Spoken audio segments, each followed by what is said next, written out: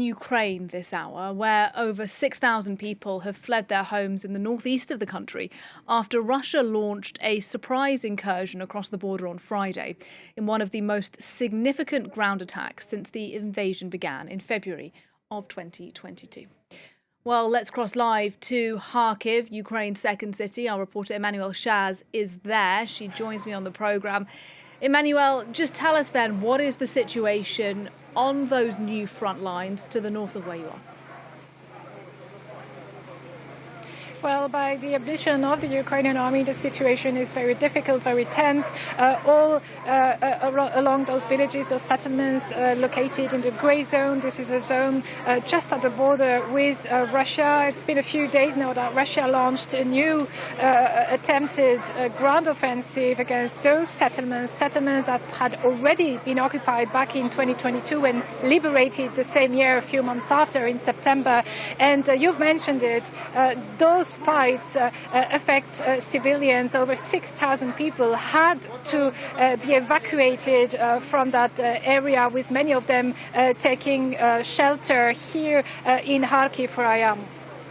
And you're talking to us not just from Kharkiv city, but from a centre for some of those people who've been displaced. Tell us about where you are, what you've seen, and the people that you've met today.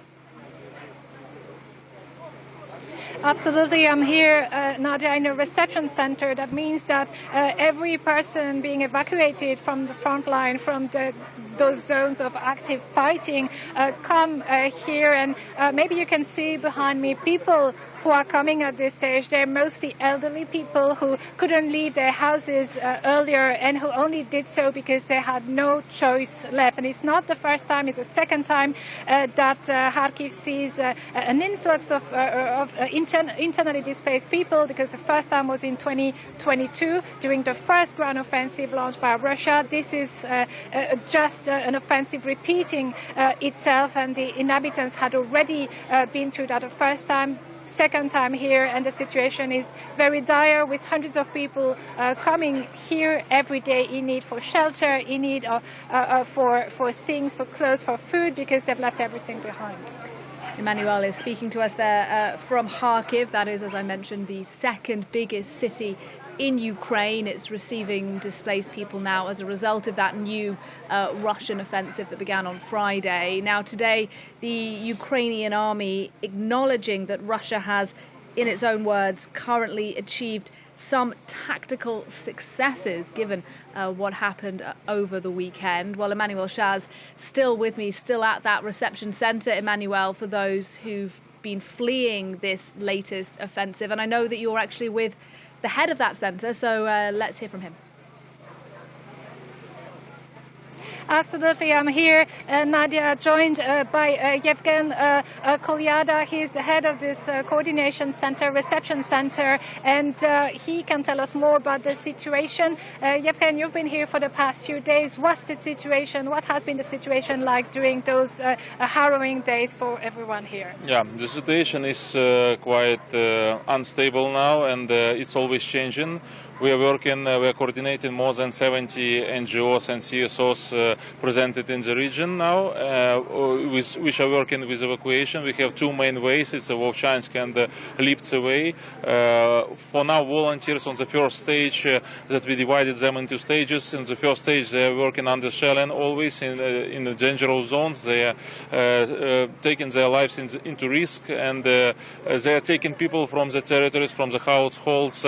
We have a general hotline of evacuation. We are sending them the request, and they are working with a small teams, mobile response teams. After that, they send people to a big big buses, and these big buses is sending people here. This is the general transit point. So here we have multi-sectoral support of evacuees presented by international and local agencies, by humanitarian actors. So according to the situation, for now, we are on duty, and we are quite flexible, and volunteers are working not only in the day but also in the night, and this transit center is working 24/7. Center working 24/7, and as I was mentioning, it's mostly elderly people, disabled people who are coming to us. Can you explain to us why they were the ones left behind? Yeah, before that we evacuate all the kids from the Romadas according to the mandatory and obvious evacuation. So for now we don't expect any kids here. We expect we see here mostly it's elderly and disabled people, and also it's a challenge to accommodate them because we need a special collective centers to accommodate them for them.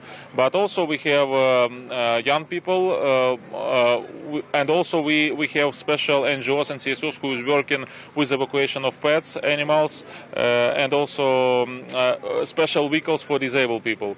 With the transport, there's no challenges here. With the logistics, with the volunteers, with the human resources, it's okay.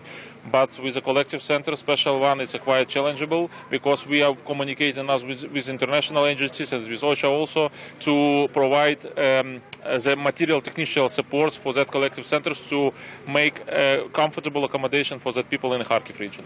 You were mentioning this accommodation earlier. You were telling me about Kharkiv being a student city. Can you elaborate on that?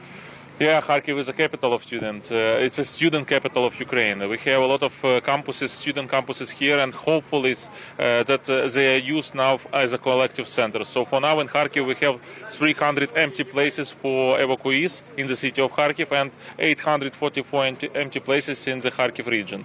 Especially this is the most safety territories like Lozova, like Merefa. It's small towns near to the city of Kharkiv but closer to a central part of Ukraine. So here we are prepared for the regular evacuation, and it's not only from these ways we evacuate people.